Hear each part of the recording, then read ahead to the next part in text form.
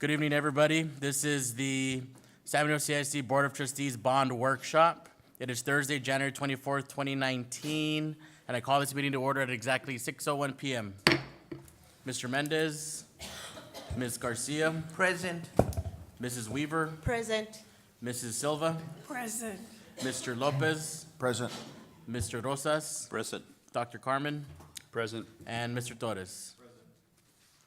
Our first agenda item is discussion and consideration of the scope and location of bond projects. Before I hand it over to Dr. Carmen, I just wanted to reiterate what I did, I think, Tuesday night at the board meeting, that we're really excited. A lot of first steps are being taken place, whether it was last week, bringing on our project manager, Mr. Palacios, and the Brighton Group. Now having a conversation today about actually realizing what these facilities, where they'll be in our community, what they could possibly look like.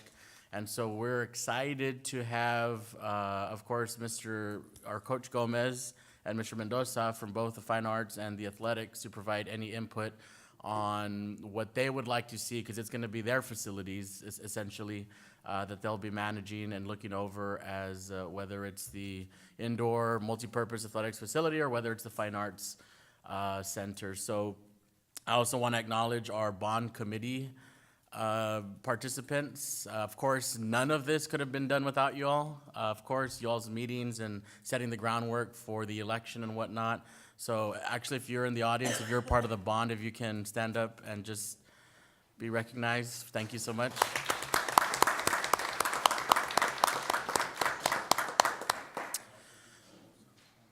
So with that, I will turn it over to Dr. Carmen. Thank you, Mr. Vargas. I'm just going to do a quick recap. We're not quite starting from scratch. We've had several conversations. The bond committee participated in some. The board has participated in several. So I'm going to do just kind of a quick recap, kind of the discussions we've had to date. And I think Mr. Palacios is then going to kind of lead the, the narrowing down of the scope and the locations for these three projects. I'm going to start, the indoor facility that we will be building here. We have gone over to Brownsville to take a look at their indoor facility. And I think our discussion, I think anyone pretty much has been involved with the early discussions, would agree that if we're going to build this, I think we're looking at extending the wall straight out from the turf room so that our weight room is much wider than what Brownsville did. They have a nice weight room, but I think for the number of athletes we have, I think it's wise for us to continue out that wall, and then the roof line, we would then have a second story over this weight room. Again, those are early on discussions, but I think if we're going to build it so it'll accommodate all of our students, and do it the right way. And I've got a couple other pictures, just those who have not seen an indoor facility or have not seen one recently. Their turf room is 60 yards. They don't have quite as many kids in their athletic program as we do. This is a shot of their weight room. Again, very functional, and it's a good size for the number of students they have. But again, we have many more. The Aquatic Center, we went and looked at one in Los Fresnos. We have the data on Harlingen's and Brownsville's as well. I think that the discussions we had pointed to the fact that if we want to build an aquatic center, build one that would accommodate competitions for swimming, so we can add a swimming team to our high school, and then a diving well, so we could then have diving at our high school as well. Obviously, every discussion we had about this, the pool we want to be using for swimming lessons for our second grade students. I think that was consistent throughout all of our discussions. In Los Fresnos, does swimming lessons for the elementary students as well. And so I think this would be kind of the minimum that we want to accommodate the lessons and the swim teams. Regarding the fine arts facility, discussions went back and forth between auditorium style seating versus event center style seating. So we went and looked at the City of Brownsville Event Center. Seats 900, I think, so it's probably not quite as large as what we are looking at. Some advantages to an event center approach, and I'm sure will bear out here in our discussions here pretty quick. The cost, I think, is much lower. So if we want a larger center, more seats, we're probably looking at this type of a model. Or if we want the auditorium style seating, if that's the way we're gonna go, we just need to understand it won't have as many seats in it for about the same money. But some of the things we looked at, obviously the front of the building, which I think, I don't think we'll have any problem designing a very nice building whichever route we go. This is a side picture with these patio areas on the side. And I point that out when I show the floor plan. I'll kind of explain consideration either way, whether you want to include some type of a kitchen in there, so when we host events, we could serve meals if we want to. The event center style, a couple of things I'll point out here. One, you could set it up with the tables and chairs, so prom or other events like that, we would be able to have this set up. The divider walls, so if you don't need the full-size facility, you can split it up to what's appropriate based on your group size. And then, of course, this is one setup without any of the other tables there, just the chairs. Obviously, any type of a presentation or performance, we would have them all aligned facing the stage. Excuse me. Just a couple other pictures that we had of the event center. Again, showing the lobby area and just the quality of workmanship that I'm thinking we will meet or do better than.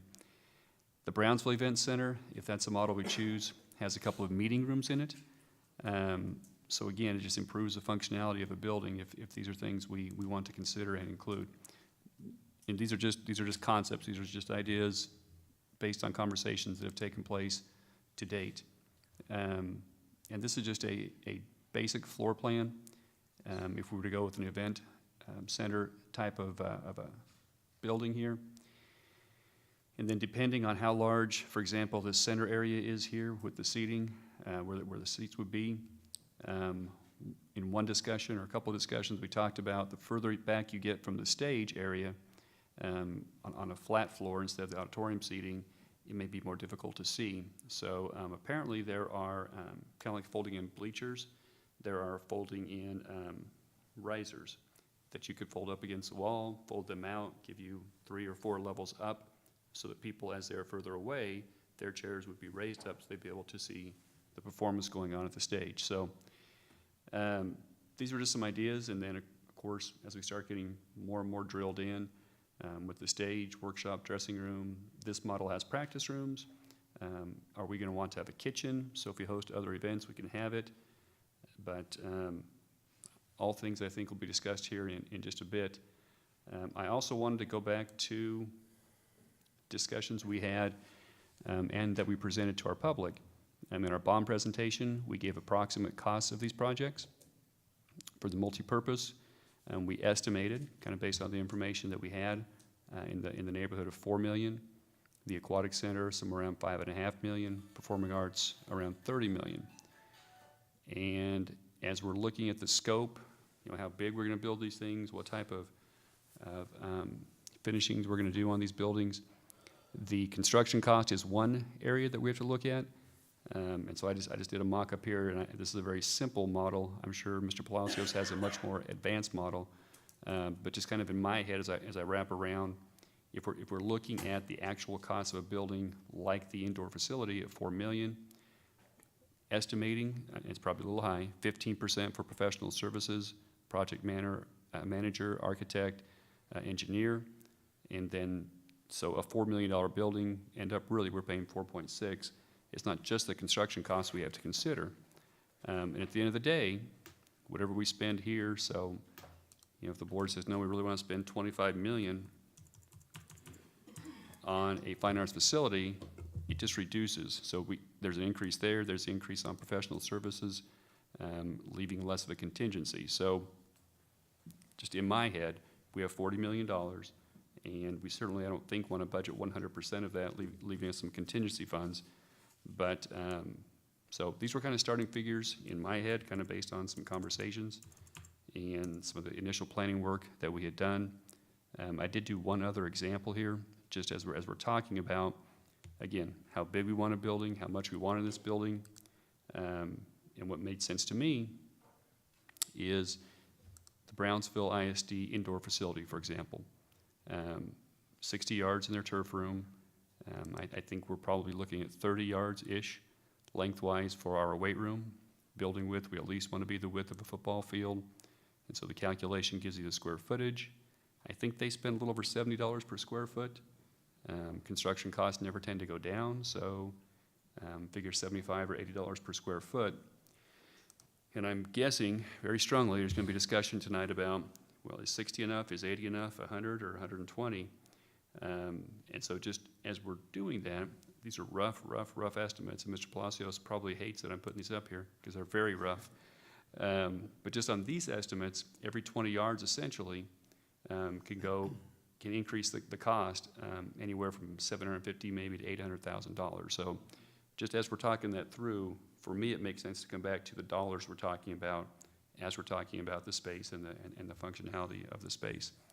And with that, Mr. Palacios, if you're ready, I would ask you to kind of lead this discussion, sir. Absolutely. Well, first and foremost, Honorable Chair and trustees, Dr. Carmen, we've had the opportunity, obviously, to get to know each other since you've selected our firm. However, some of the audience obviously isn't very familiar with us, so if I can just do a brief introduction with about our firm. We are Brighton Group. We're a team of over a dozen individuals, professionals. Today I have Ms. Warren with me, as well as Ms. Deonda. They're architects on our team. Along with our team, we have civil engineers, surveyors, inspectors. We have a legal team that reviews all documents. And pretty much everyone in our administrative support staff assist all the professionals to assure at the end of the day that our project management services are fully rendered to the expectation of our client. Most of them are here today. They've been here throughout some of the meetings we've had. Some of them are currently doing some of the scoping. But today we thought it'd be very fitting to have Ms. Warren as well as Ms. Deonda to start grabbing a lot of what the work and some of the ideas that the board as well as the committee has had regarding these three facilities. Now, our job is to assure that whatever you do, it's in your best interest. Again, when you talk about construction, right now it's very vague. We took a lot of information of what the committee has done. We've went ahead and put some exhibits together just to have some idea. Site is everything. Along with site is to assure that at the end of the day, what the hope is for each facility that we're allowed to pre-scope it. So a little bit of what we're going to want to do today is do a lot of pre-programming. Ms. Warren here has extensive experience on our team on doing this with relatively a lot of clients throughout the valley and throughout Texas and internationally as well. I'd like to turn it over to Ms. Warren, and we can start that discussion if you all would see fit. I'm gonna ask, just so I think, I'm looking at this three entities, board, administrators, and then the audience. I think the best placements would be here, just so everybody can see them. So as Laura starts, I'll move the exhibits and we'll start Okay. the discussion. Perfect, thank you. Good evening. Thank you again for the opportunity. A lot of exciting things are going on. We have a big responsibility. We have $40 million that we want to make sure every dollar is spent the right way. So a lot of work has been done. Thank you so much for that. I think we need to start placing some things now on paper and start getting organized. A lot of this effort can get out of hand if we don't start lining it up. So what is the next step? At least from our standpoint and how we're gonna have you help us help you. I'm gonna lay out a lot of information to you guys. We have it printed. So Angelina's gonna go ahead and hand you some of these things. So please keep in mind that even though I number these ones, it doesn't mean that that's the order of things that needs to happen. But what is gonna happen at the pre-design services, which is where we're at right now, at the design services, construction, and post-construction phases. Right now, I know that there's been several discussions. I saw a lot of options here. So what we need to start having is a conclusion as to what the understanding of the project is going to be. So if a multi-purpose building can be one thing for you, one thing for you, one thing for the community, and one thing for the program directors. So once we start sitting down and we start prioritizing what the flexibilities are, what programs it's going to serve, what schools and what ages, then I think we can come up with a good conclusion of what facilities need to have. We also need to keep in mind what your short-time and long-time goals are.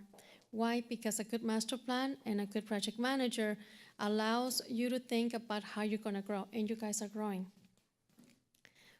Once we do that, we also need to start identifying who the stakeholders are. I know that we have a very large committee, we have an outstanding board, but who we need to have for each project, need to identify a coach, a program director, somebody who's gonna be in charge of maintenance and operating of the facilities, community, somebody assigning, and somebody that is gonna be handling the operations of this. We need to identify our resources. I know that right now we're looking at some site allocation. Once we determine what is the best site for you, we need to start identifying, because this is going to affect your budget. What utilities we have available to us, what does the terrain do and the topography, environmental issues, road access. We need to see now, we have had some budgets discussed here, and I know that we've been visiting several facilities. We have different things going on worldwide right now, and some of that is the tariffs. And how is that going to affect you? The import of steel, which right now is pretty much dominated by China, is going to affect what your construction costs are doing. So once we determine what your program is and where we are at, we start separating what our wants are and our needs. You know, this is what we want, this is what we need, okay, what we prioritize. And then once we start creating a design program, what needs to be next to what, then we start looking at what the actual budgets may be. Now, not actual construction budgets, but a good educated opinion. I brought here with me an example of what a design program is.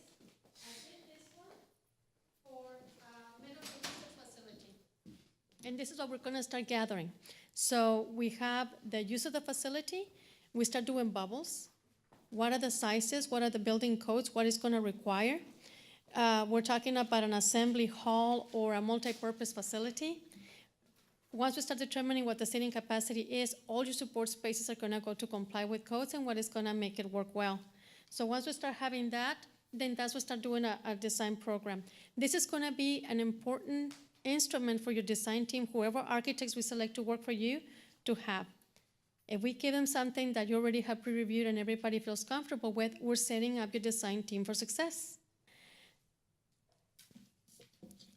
We need to start setting up timelines. What is gonna be happening during each meeting? So if we start establishing goals, during this meeting we're gonna be doing site selection, during this meeting we're gonna start establishing program needs, then we start making progress and everybody's focusing on the same goal. During your design stage,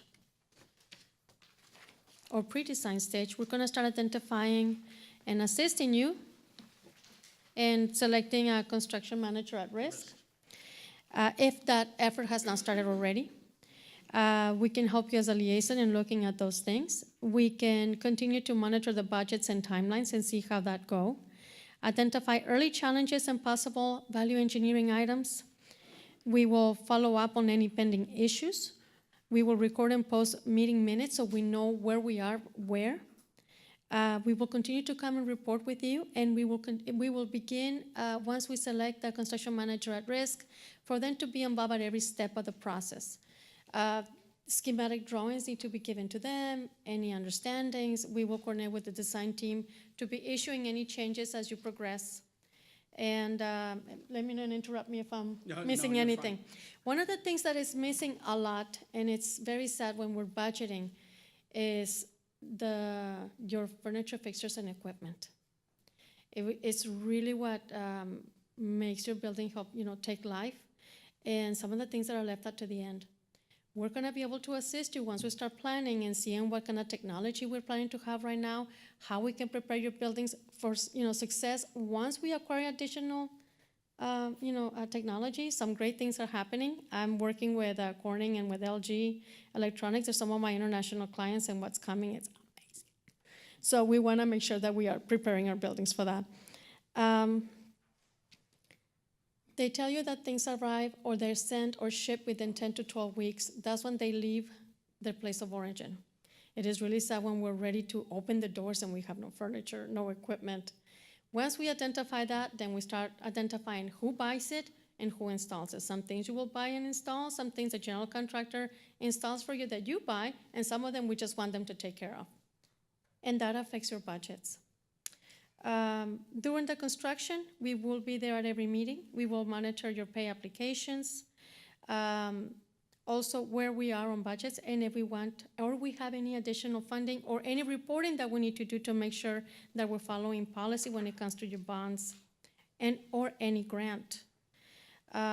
We will monitor all the logs for submittals, shop drawings, questions, whether there's questions to you as the users, as the leadership, the community, or from the architects or the contractor. And we'll make sure that everybody is meeting those deadlines. At the end, and a lot of these things are not met, especially with your pool building.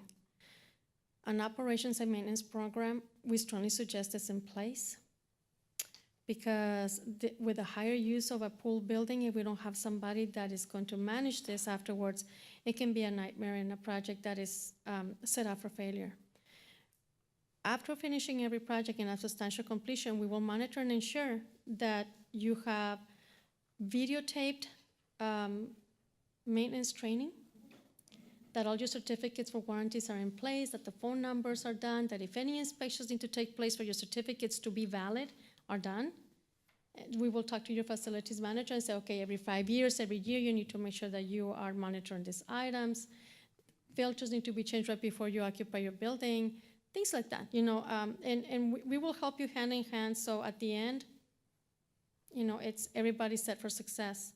I know I threw a lot of information at you. A lot of these things will be adjusted to fit every project need, and we're here to help you and here to answer any questions. We will be following up and see who we're gonna decide to have under each project, you know, for our stakeholders, so we can start having our takeoff meetings, and again, stay tuned. Thank you. Now, if we want to just step back on and kind of focus on the more global picture right now. Obviously, you have some tentative sites located, that we've located so far. There's been some preliminary materials testing done by a lab. We're starting to look at that information. There's going to be some requests for additional bores. But if we can take each respective site and just see what the will is of the board as well as the committee is, when we gathered the information, we noticed that there were multiple site locations for your aquatic center. I think the indoor practice facility is, I think there's some consensus where that's located, so there's no question. The other is the performing arts. We know it'll be adjacent to the freeway. So we'd like to kind of nail that in so that we can just focus just on those sites. We've done some preliminary assessments on utilities. We have identified them on the board. There are going to be some access issues that we need to resolve. I want to thank your board president for coordinating a meeting with the Cameron County Commissioner, David Gotsa. We were able to start good communications in regards to a potential partnership with the Cameron County, as well as the Drainage District, to provide some sort of assistance and funds on access. So we started that process already, and that's regarding the Performing Arts Theater. But there are some issues on the utility side that we're finding with the city. There's a lift station located that's going to be it will be needed to be addressed. But we're going to work hand in hand as your representative to work with the city to offer some sort of resolution that we can address the lift station on that site. But for the most part, all our civil team is already looking at that. We are doing topography, and we'll start building the maps once we kind of narrow out the sites that you want to work with. And with that, I think it's a perfect time to start that discussion in regards to the sites, if you'd like to. So I think what we can do is just generally discuss or get out of the way, like you said, the ones that I think are finite as far as where we want them. So the first one is the indoor facility, which will be right behind the scoreboard at the stadium. And so that one's easy because I think there's a consensus there. And it was just further conversations about how close to the track. Those who take the La Paloma exit or entrance, once that road, or La Palma, sorry, wrong neighborhood, a couple miles away. So, Mr. Palacios, if you can point to that road that's gonna be affected, that red square is ideally going to be the indoor facility. We're actually moving it closer to the back of the scoreboard. So that means that road that runs through there we're gonna have to demolish part of that road and reroute it to connect back to the La Palma entrance. And we're doing that too because ideally, and of course we're gonna talk about this and hear from Coach, is we want a tunnel with the indoor facility that goes from the indoor facility to the stadium. That way the boys and girls can come in and out, just like they do at other professional venues. So I just think it'll be a neat thing to add. So I don't know if the board wanted to add, but I think that's the simpler one where we want it. The second one, I think also, which is pretty finite, is the Performing Arts Center. That one will be, of course, at the newly purchased land that we got next to Dr. Raul Garza. It's not right here. There you go. Okay. So it'll be right there, right off the expressway. And so, Mr. Palacios, if you can explain the roads and stuff that you've created and how the county can come into play here. Yeah, and if you don't mind, if I can start on the indoor, Okay, just to cover, yep. and not so much on the roadway, but some of the assessments that we did with the Brownsville facility. And I know there was some budgets put up, and just to kind of keep it into perspective, Brownsville did theirs in 2017. They were able to build theirs at 2.5 million, all in all. We feel that the budget that's appropriated for the indoor is adequate enough, even with some of the expansions and bringing it out. So if we get into that discussion, there is some available room to kind of adjust that building if we see fit, or to even add some of the amenities, whether a tunnel or the adjustment of the roadway. So, you did a good job on appropriating the amount of funding we believe is necessary for that project. There's no, the building prefab structure, nothing complicated about it. The model in Brownsville is a good model to have. Obviously, our intent is to build better, make sure that you extend every dollar possible, and at the end of the day, not just be the second, but the best. But we're currently looking at not just Brownsville's. Waco has a really good one. They've done it with a decent, considerable budget. So we're going to look at most of the facilities that have been done throughout Texas, make sure that, we're comparing apples to apples, make sure that we take in consideration the construction index and the pricing of the local market, and see where we can get with this process of whether or not bigger and some of the aesthetics to the building and all. Jumping over to the Performing Arts Theater, we looked at all potential access. Obviously, these are just examples of potential access.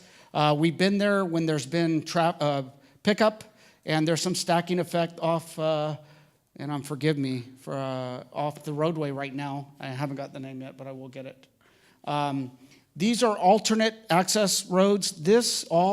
We looked at the appraisal district data. All this tract belongs to San Benito CISD.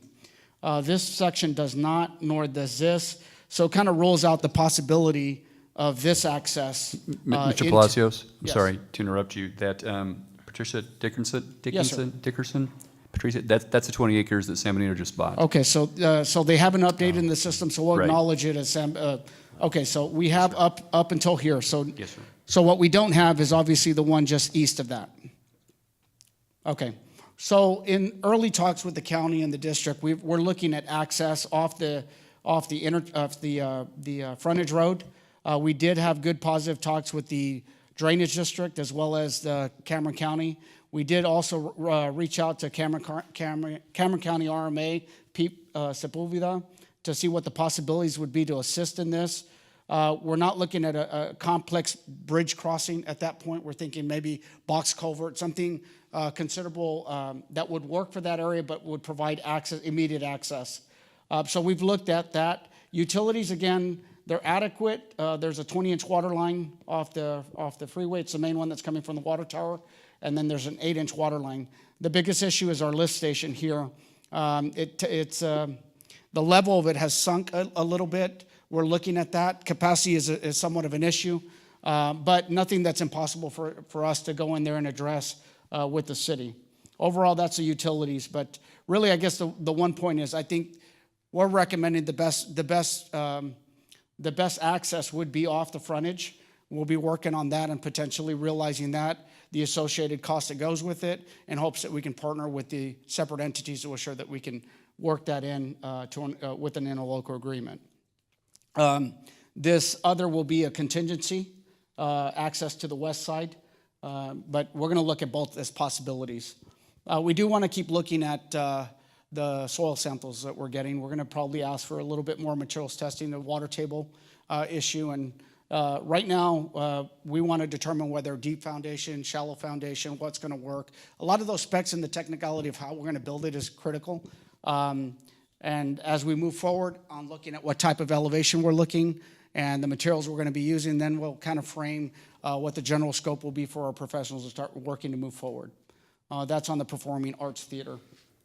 And and before you move on to the Aquatic Center, the rationale with the board, and also I think we shared with the committee, was that the Performing Arts or Event Center is going to be probably like the crown jewel of the community, because it's going to be a beautiful building. And so we wanted to make sure it was as exposed as possible. So having it right off the expressway, where we get a lot of traffic to and from Brownsville, I think is perfect, right along, right next to Freddie Fender and his picture. So that was the rationale there, and so I'll turn it back to Mr. Palacios. Yeah, and forgive us, this is general positioning. We kind of did these exhibits when we first presented. So since then, we've updated them, and we're adding, polishing up a bit. So positioning of the building will come in with some recommendations of what we think will be the best visual advantage coming off the expressway, or at least a visual from the expressway. We are recommending any parking, obviously, to be on the south end, just so that it doesn't block out any aesthetic view from the building itself. And again, working with Laura has done numerous projects, so having her on the team on this pre-scoping and really fact-finding on what the board is and the community really wants these buildings to look like, and functionality of the building and all is very critical. What we do today will echo an eternity in these projects, so that getting a lot of these when we get into the construction documents and working with the professionals, that we assured that we looked at all possibilities and we vetted it enough so that they're ready to go ahead and go into the design. But that will be the Performing Arts. Now, on the Aquatics, there's been a lot of discussion on location on Aquatics. What you see here are some of the locations that have been discussed in the past. Originally, there were some sites that I've seen on some correspondence located near the baseball fields. We looked at some access in that one. There was some suggestions right next to the indoor practice facility, and then there was additional talks about, and then pairing it again with the fine arts was some other discussions. We didn't locate it on this one, on that exhibit. And then the memorial. Veterans Memorial, there was 2 sites located in some of the correspondence that we had seen. So we wanted to make sure we located all of them, and then I think that's the one we probably should discuss a little more, because we really haven't heard of a definite location at this point. So our initial discussions have been, as a board, and y'all can chime in, of course, is same rationale with the Performing Arts Center. If we were to put it by Veterans Memorial Academy, nobody's going to see it except for us and maybe the schools that come and participate or compete. So with the purchase of the 20 acres right next to the Performing Arts Center, we felt that we could do a dual site with the Performing Arts Center and the natatorium right in front of the highway. And so that's I think the rationale that we had. It's still pending, and of course there are some locations, just like Mr. Palacios said, by the high school at different locations, but I think traffic is already pretty intense at the high school with 2,300 or however many students we have, and plus staff, and so we just approved for a parking lot to be built. Don't cut down the trees, Mr. Garcia. And so so I think the ideal spot, in my opinion, would be right next to the Performing Arts Center, because we just have so much open space there and land. So I don't know if anybody else. For one, I wanted it to be at VMA at the beginning. Mm-hmm. I just thought, because the parking lot is there, the space is there, why? But now looking at Dr. Garza, and the 20 additional acres that we bought, that would be perfect right there too. And you're right, it would look very beautiful next to the event center. So that's my opinion. I would like it there as well. I think the talks of having a dual facility was also sharing of the parking lot, because I know that's a huge cost, having to get a parking lot.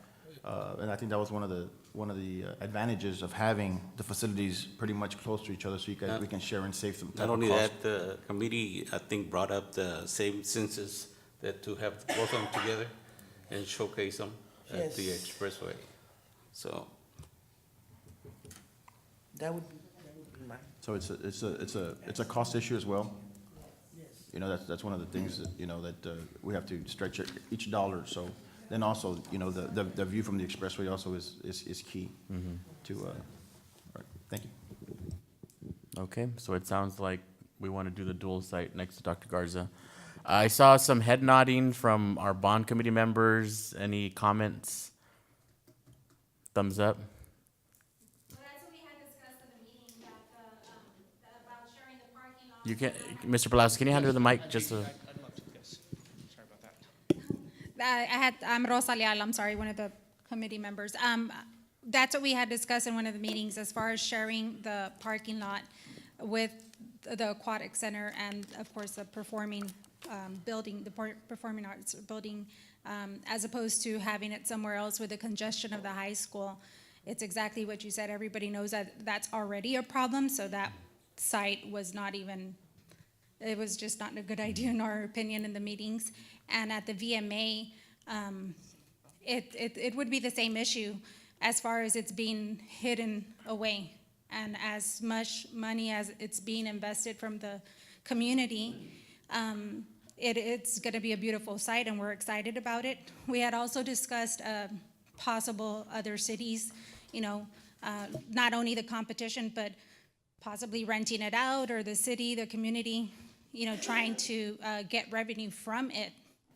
Not only in school times when the second grade level students up to high school are in lessons, but so it can be accessible to everybody and it's easy access from that frontage road.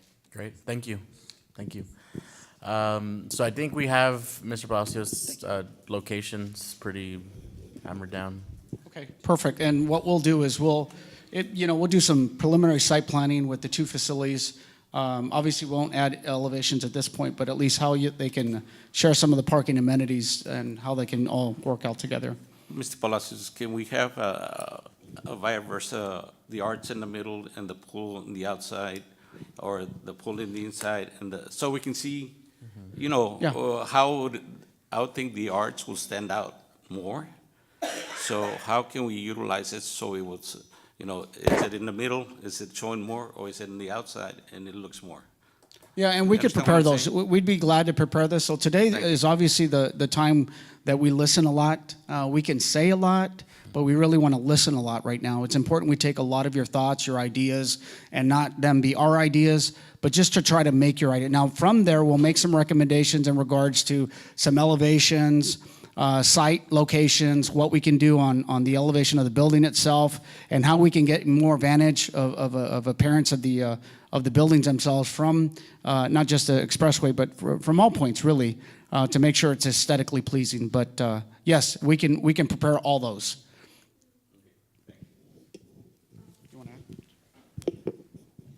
Don't underestimate your buildings. All of them can look beautiful. The idea is to create a campus that enhances the sense of pride that San Benito has, the gold standard. And if you have a boulevard-type entrance that has a monument sign that says, "We are here," aquatic centers can be very beautiful centers, and why not showcase it? Some school districts have started with 5 team members, and in less than 4 years are now over 80. The Brownsville facility has seating area for 700 spectators, and we were told it's too small. So it's gaining a lot of momentum. So deciding to grow, what kind of programs you want to have, and that exposure will be very beneficial to your school district. So. Thank you. And so is now the time to bring forward Coach and Mr. Mendoza talk about what ideally they'd like you to hear as we start designing and. Yes, sir. Yeah, we'd like to, and we had the opportunity to join that, go see that facility all together, and Yeah. we've had some discussion about it, but I think it's important. He makes more of a compelling argument. He is a coach. He does handle the programming, but we'd like to call him up and just kind of take a little bit of what he believes the San Benito needs. How's everybody doing tonight? Great. Well, I'd like 400 yards of turf and 97,000 square feet of weight room, if that's possible. I believe that the location is set, pretty well for what the facility is going to service, the athletics and also the fine arts, because me and Mr. Mendoza work well together. There's, and the other departments, our ROTC group, and any other entity that wants to use our facilities at this point have access to it whenever they're available. All we ask is don't abuse them. And this building is going to be the same thing as well. It's not only going to be an athletic facility, but it's going to service our PE classes when it's bad weather, our band when they need to get in there and need to march. We have so many science classes that go out to the stadium to do projects. They're going to be able to do them in a vacuum setting, which is going to be beneficial to them as well. So space is what we ask for, because that's a hot commodity. And as much as we can get is what we can get. I believe when we get into the design phase of everything, I think everything else will fall into place with the amount of space that we're going to be granted to have to build this facility. This definitely is, I believe, where it's going to be. We have 6,000 to 8,000 people to come to our stadium on Friday nights. And I know that a lot of confidence in who's going to put it up is definitely going to be eye-pleasing to the individuals that come into San Benito to see this. We have other schools that have put one up, and I know that this is just going to take off. It's going to start a trend down here in the valley.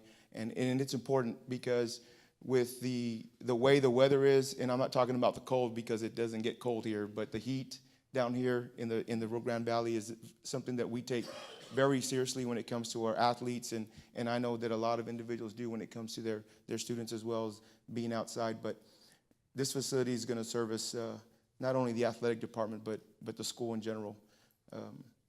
Like I said, when it comes down to what our needs are, it's space. We need the space, and a covered space would be, fantastic. My first question would be, Coach, regarding the Brownsville. Mr. Palacios, there are 2 mics. Actually, there's one under the shelf where we can have better dialogue. Test. Yeah, my first question regarding the Brownsville facility, because it's one we looked at, and we're looking at others. What did you feel regarding the weight room facility? That's the only area that has an HVAC system. It seems adequate. Obviously, you'd want it in there. They did have fans. I'll refrain from calling it the big, but they're large fans in there, and they work adequate enough. It seemed like it worked. It was well ventilated with the doors. One of the things that we noticed was the height. The railings on the garage doors, they came into the building. We're going to look at some alternatives to see. That was one of the things that the coaches there felt like they're not always, they don't affect their programming too much, but they did come up with some recommendations on some modifications on the Brownsville model that we're looking at, and I think they're adequate enough. On the foundation side, they'd had drainage. It drained out to the exteriors, the ends of the building. It's not a concrete floor, so there's a lot of layering for underground drainage on that one. But for the most part, not a complex project. It's not anything that we believe. Now, what we can do is model and sit with your staff and try to figure out what some of these additional adjustments will be to that model. If we're increasing it, the degree that we're going to be increasing, what those potential associated costs. And we got a good model with the Brownsville model because it's the most recent one built. So we feel very comfortable that there's adequate enough budget to make those adjustments. And when I say space, I'm talking about, we have twice as many athletes as Brownsville-Rivetta. We have twice as many band members as Brownsville-Rivetta. Okay, we have more students than Brownsville-Rivetta. When we want to use that facility here in the spring, and we have our baseball and softball programs, they both won't fit in the size of Brownsville-Rivetta's facility. So there goes, well, why have an indoor facility if it's not going to be able to be accessible at the same time using both teams? Both our soccer teams won't fit in Brownsville-Rivetta's facility at the same time. So in order for them to continue their progress with their practice, somebody's going to have to go somewhere, and the other person's, either going to have to stop their practice or go in a confined area to do a lot less. So space is key to that as well. Let me throw this out there, Coach, to you and to Mr. Mendoza, if put you on the spot a little bit.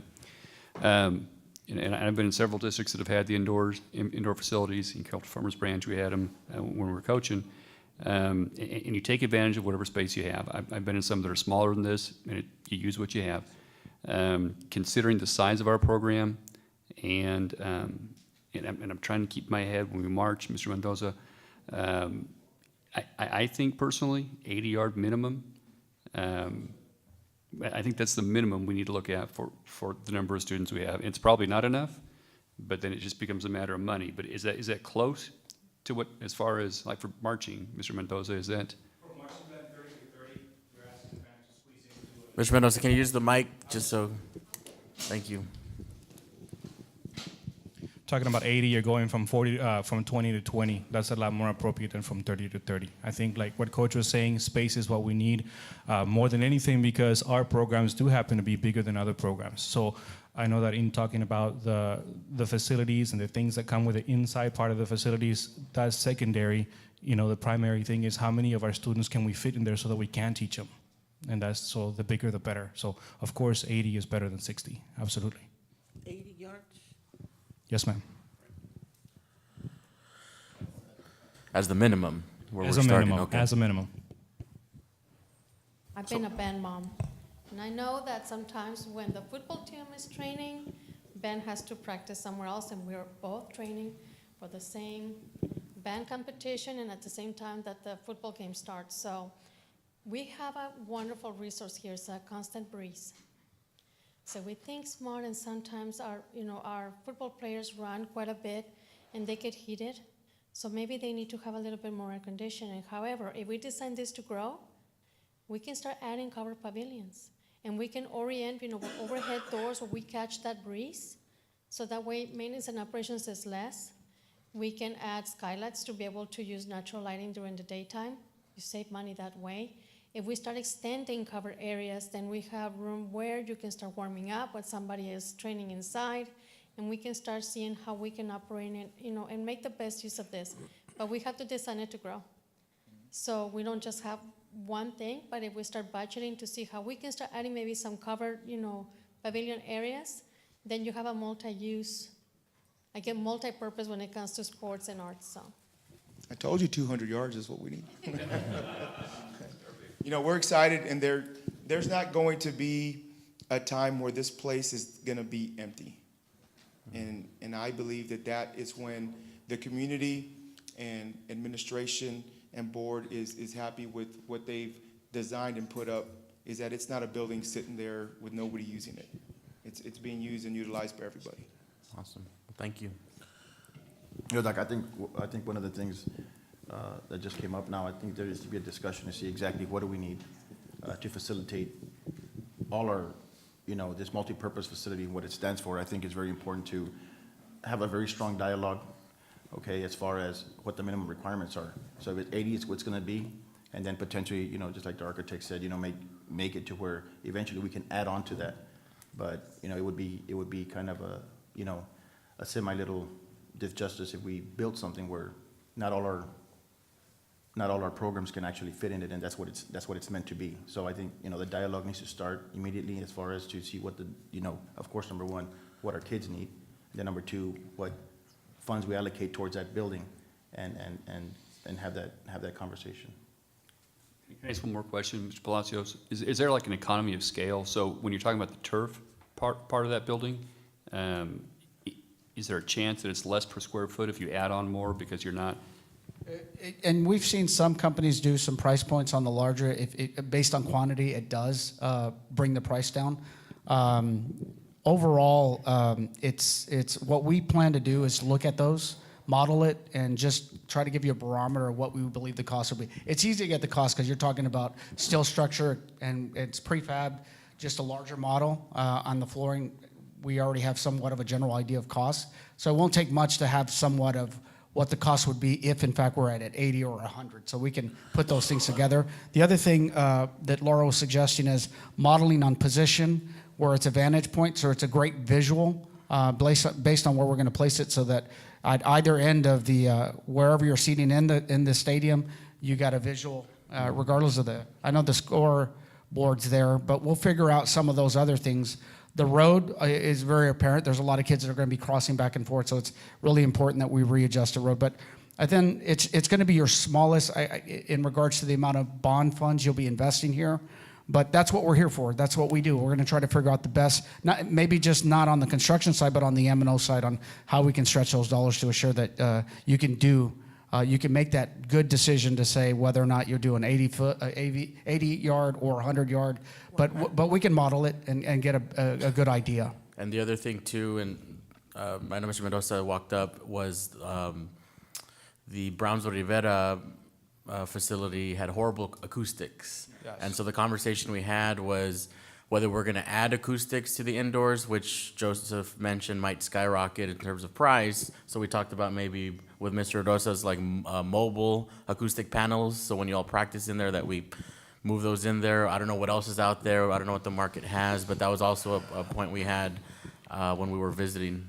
Right, so first of all, I don't want to come up here and not take the opportunity to say thank you to you as the board and also the committee that was in charge of this. I've been working in San Benito since 2004, and I can tell you that I can speak on behalf of all my students. I have taught thousands of kids here in San Benito over the years, and on behalf of them, the kids have come, the kids that are here now, and those to come, I want to say thank you for the effort that you're doing. It is truly a dream come true for our students to be able to have the opportunity to perform at a high level, but also do it at a place that merits everything that they have done and will continue to do. I know that we do our concerts in the gym because that's where we fit.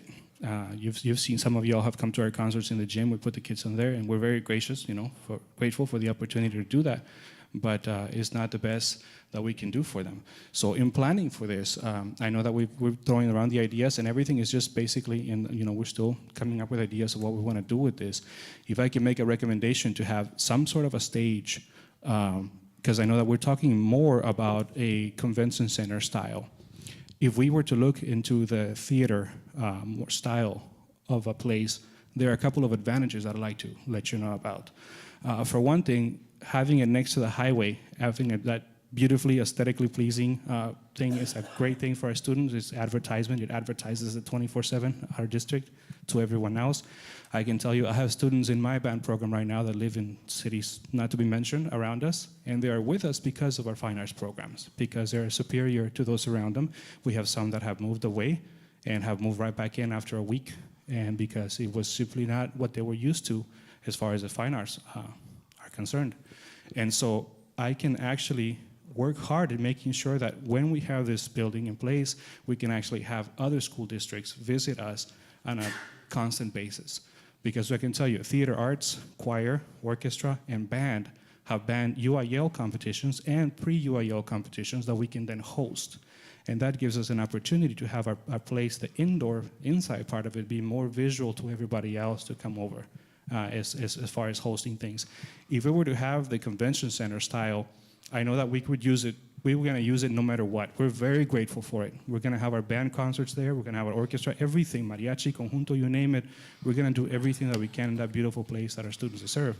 But I know that I will not be able to invite other districts to come over to our place and have a competition there, because like you say, acoustics are an issue. And a huge reason why people go and have contests somewhere else is to have the opportunity to record your band so that you can enter competitions or to have it judged. So that's something that I would, definitely. So I think the acoustics, I was talking about the indoor athletics facility. I think the rationale with the Performing Arts Center or the Event Center is, in my conversations, and correct me if I'm wrong, Dr. Carmen, is that even if we were to move to an event center, we're still going to have the kind of state-of-the-art stage for the theater, for the choir, and we're still going to have the acoustics that we would have in a. So it'd essentially be a performing arts center, but it would be more of an event type kind of layout. So we won't lose any of that state-of-the-art kind of functionality that we would be able to still bring in schools, or we'd be able to host concert site reading or whatever it is in UIL. Is that? Yes, sir. When we're talking about the event center style, we're talking about the seating. So yes, sir, we'll have a stage that will meet the UIL requirements. So for hosting one act, it'll be able to go up there.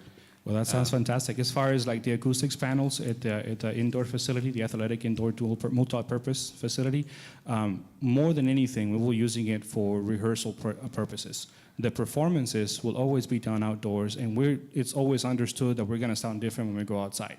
And our kids are just used to it because, sometimes you go to a competition and you have to play at 2 o'clock in the afternoon. And what are you going to do? That's just the time that you drew, so you're going to do it. So we have to be used to playing in the elements already. However, like Coach says, it's not a cold weather issue, it's a heat issue for us. So having advantage of being able to get into an indoor facility, not having to have our kids come in the morning and then in the afternoon we'd have to send them home because of the heat, and having, a little bit better schedule is a lot better for it. And not to mention the rain, how many times were we able to not rehearse this year because of rain? And even if it rains a little bit, it'll rain right at the worst time possible. So we lose a lot of rehearsal time. So the biggest advantage that we would gain from that multi-purpose facility is being able to practice no matter what the weather's going on with the weather. So what you're saying is, and I don't know, Joseph, if we weren't to have acoustic paneling, that would not be a deterrent to you actually using? Absolutely no. We're going to use it as much as we can, panels or not. Absolutely not. That's what we need. Is like Coach says, we need the space, and we need to be out of the rain. We have electronic equipment that we just simply cannot rehearse with if it rains. But if we're in there, then we can use it. We can practice like the real thing. We make a sound adjustments once we go outside because 99% of all contests are going to be outdoors. It's an outdoor facility. It's an outdoor activity. So we're used to that. But the weather doesn't always let us practice. So no, there's absolutely no need for any kind of sound panels or anything like that. There's no acoustics necessary. We would need it for visual purposes, not for sound purposes. So Got it. we're Okay. good to go on that. That's good to know. And the other, so we discussed the athletics portion, the fine arts portion of the indoor facility. I was just reminded, obviously, that it will actually, we sold it as that during the election, as that it'd be a relief shelter, an emergency disaster relief shelter under FEMA. And I think that's a no-brainer because San Benito High School, I think our gym and our cafeteria is already designated by Cameron County as evacuation shelter, whatever you call it. And so I think in our conversations with Commissioner Garza is because of that FEMA designation, we're trying to figure out if we can get FEMA money from either the state or federal government to supplant some of our bond funds. And I think Mr. Palacios is looking into that, and so is Commissioner Garza. So that's also a potential opportunity where we may save money, where that type of funding can help supplant some of our bond monies.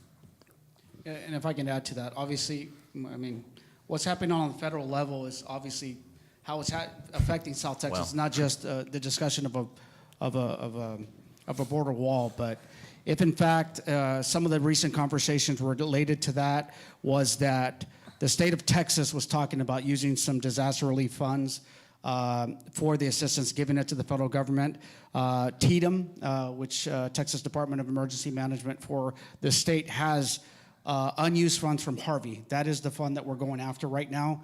Right now, there is no commitment from the state of Texas. There's just talk about it. So we're working with the commissioner to hopefully get an ask in regards to hopefully they can appropriate some of that money of the unused TDM money.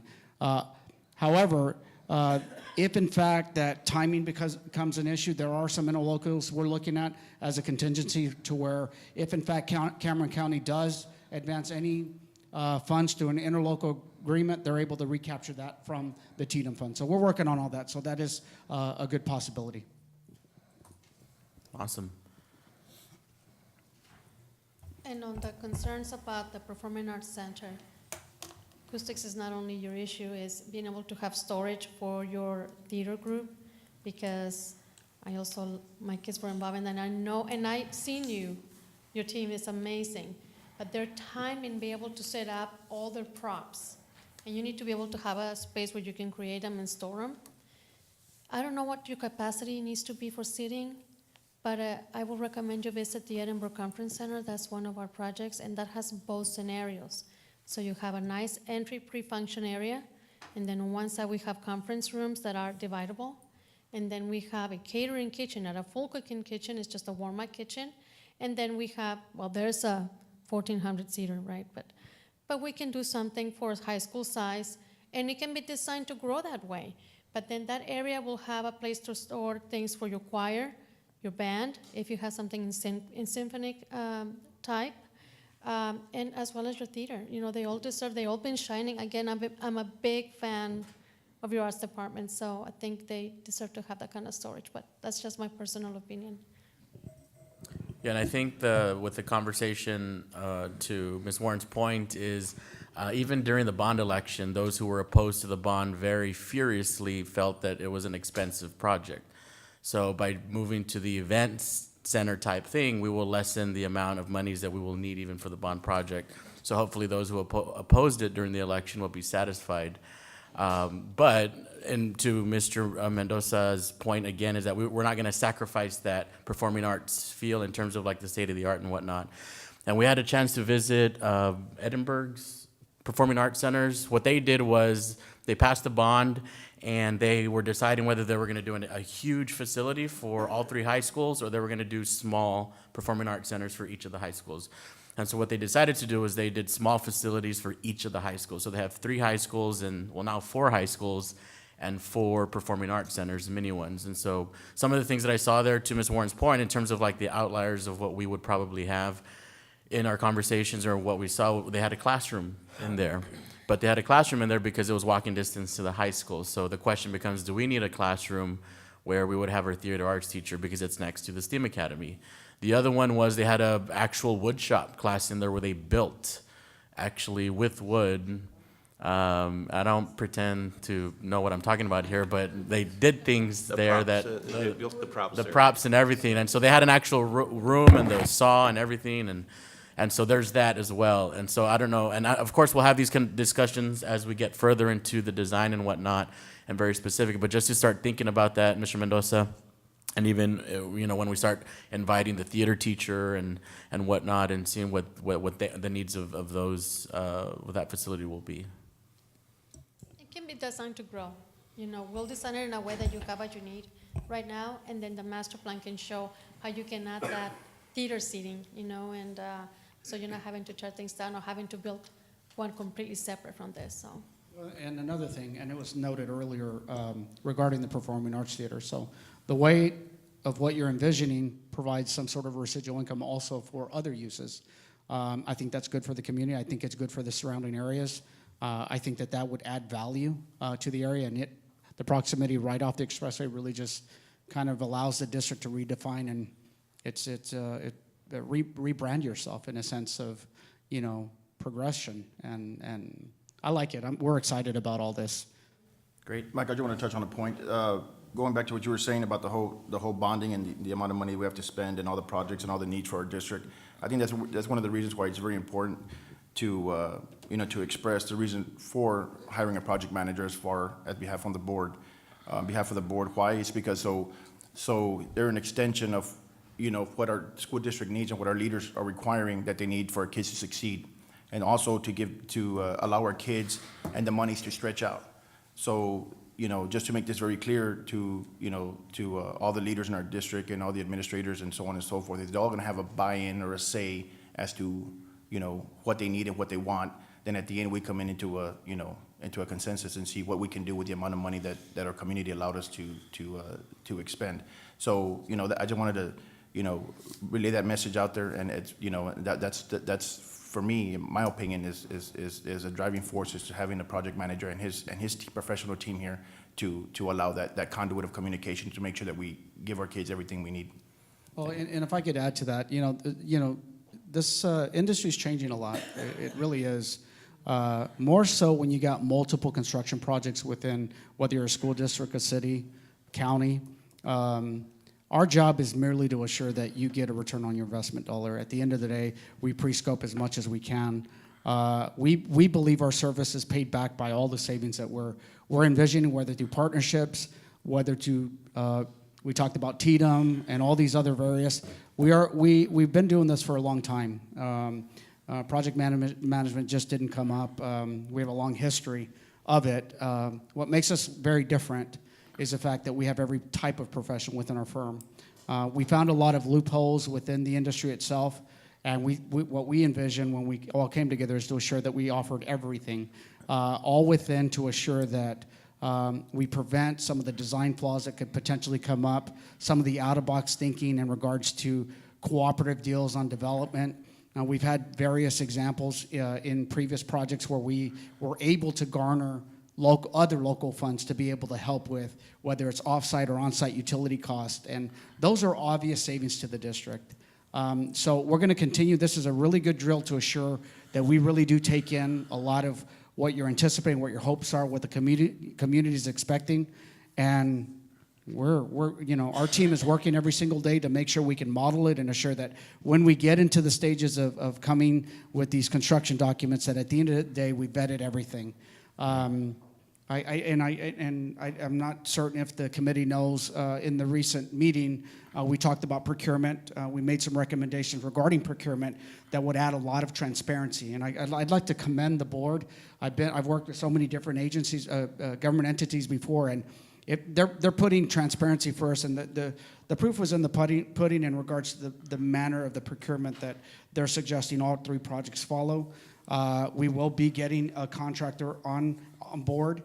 We will be vetting every subcontractor, pricing and all. It's going to be readily available to the board, the community, and all to assure at the end of the day, when we get a guaranteed maximum price, that we assure that that price is, before we turn dirt, before these guys are cut loose in the construction, that we understand, the community will understand what they're getting themselves into.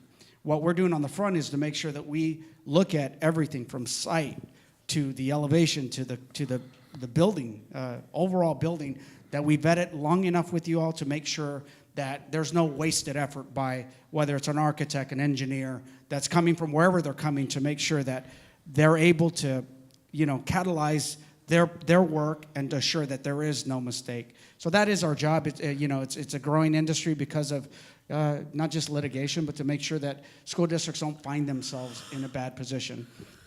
There are thousands of stories that I'd like to share, but I don't think this is an appropriate place in regards to the mistakes of our local communities who made decisions in the world of construction. And because one little thing was overlooked, whether it was the maintenance of an aquatic center, whether it's how to preserve the warranties of a building, our job is to make sure not just to do the construction, but to work with your facility staff to make sure that it's modeled to make sure that the life of the building is it could be exceeded as long as it possibly can.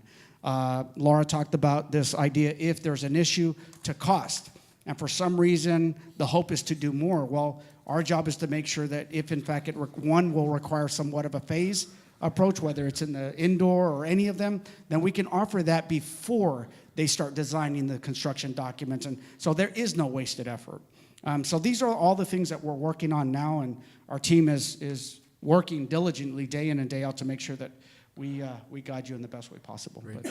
Thank you, Mr. Palacios. Great discussion. Thank you, Coach and Mr. Mendoza. We now move on to the next agenda item. That's the review of timeline and sale of bonds. We'll turn it over to Ms. Rendon.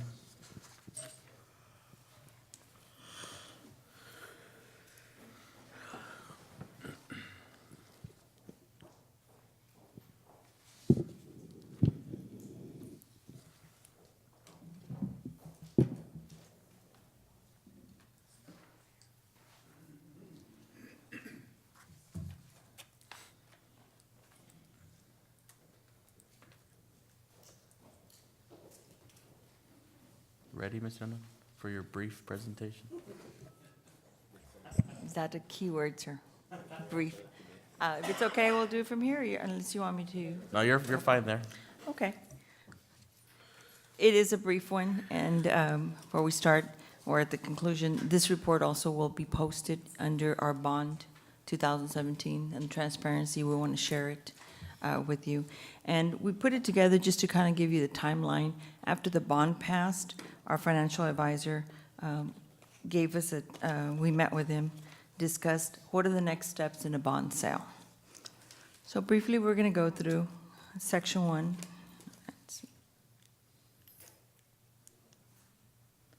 There's 2 sections. The first section is the plan of the finance, and the second is the current market review. In the plan of the finance, this is a flow chart. And it goes through, we created a finance with a financial advisor, then we determined the method of sale of underwriters are negotiated. We have done that. We've applied for the permanent school fund guarantee, which we have done. Prepared the preliminary official statement, that has been done. And we're at the conduct credit ratings meeting. We have scheduled it for early February, where we will meet with Standards & Poor, and that is to try to increase our credit rating, because at the end, when we sell the bonds, the higher credit rating, then we can negotiate a lower interest rate. After that, it goes into the pricing of the bonds. We apply and coordinate with the bond counsel to receive an AG approval. We close the bonds with this, that is when we sell the bonds. Our proceeds are transferred to the district. We, in turn, those monies, we invest because we're not paying them out. And then we continue with post-issuance of compliance, and those are just reports that we are required to submit to the different organizations. Here's a timing consideration. Just kind of review what I went over when it started. We did receive bullet number 1, 2, 3, 4, number 5. The preliminary PSF approval should be received. We have gotten word that it was approved. We have determined who the underwriters for the bonds are. And so we're at the conduct meeting with rating agency. That's where we are at this time. Again, just going more. Structuring, we are looking at a 30-year note. We initially talked about issuing it in two different times. The first one will be at 30 million. The second will be 10.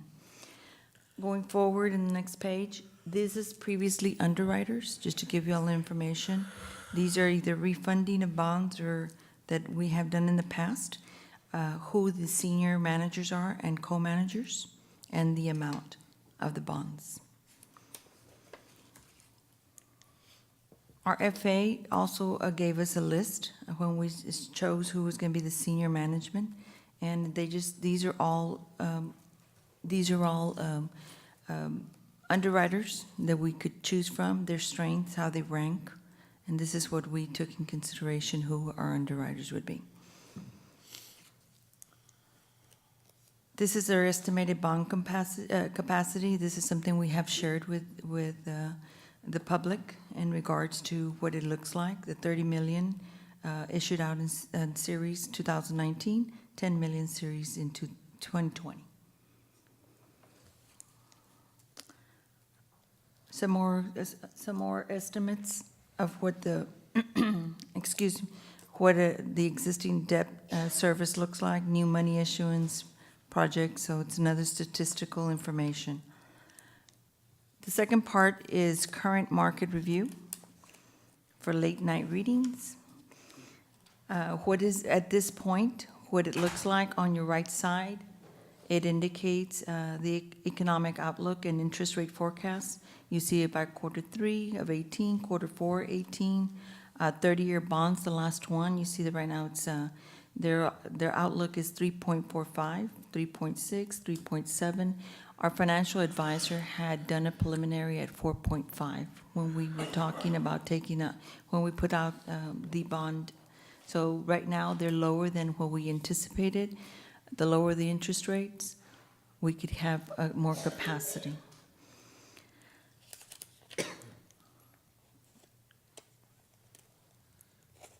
Some more statistical information on how the market is going at this time.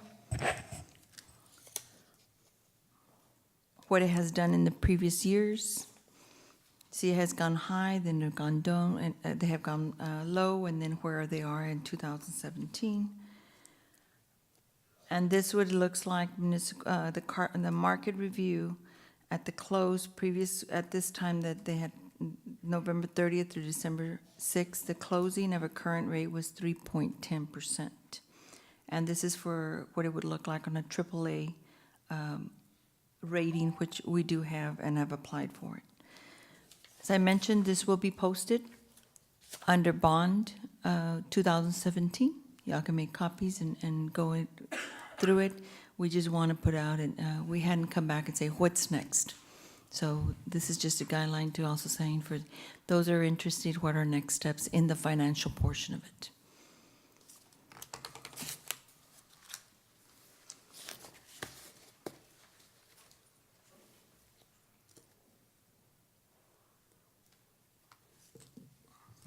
Thank you, Ms. Rendon. Thank you, sir. So thank you, everybody, again, for the contribution to the dialogue. Thank you, Mr. Palacios, for leading the discussion, Ms. Warren as well. Bond Committee, again, we can't thank you enough. And then thanks again to Coach Gomez and Mr. Mendoza.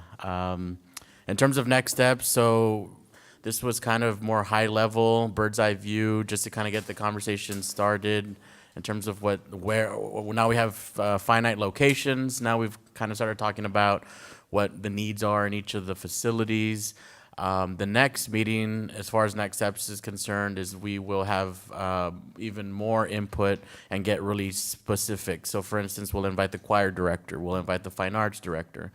We currently don't have a diving or swimming program, but if there's anybody you can source that knows, because I know there's one teacher at the high school, I forgot his name, his daughter is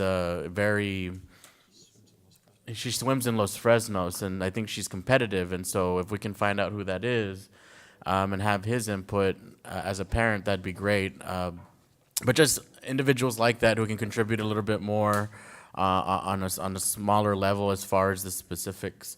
But I think that's where we're heading towards next. And just like Ms. Rendon said, we're nothing but transparent, so everything we've said here as far as the video will be posted online, all the documents and whatnot will be posted on the bond page of our district website.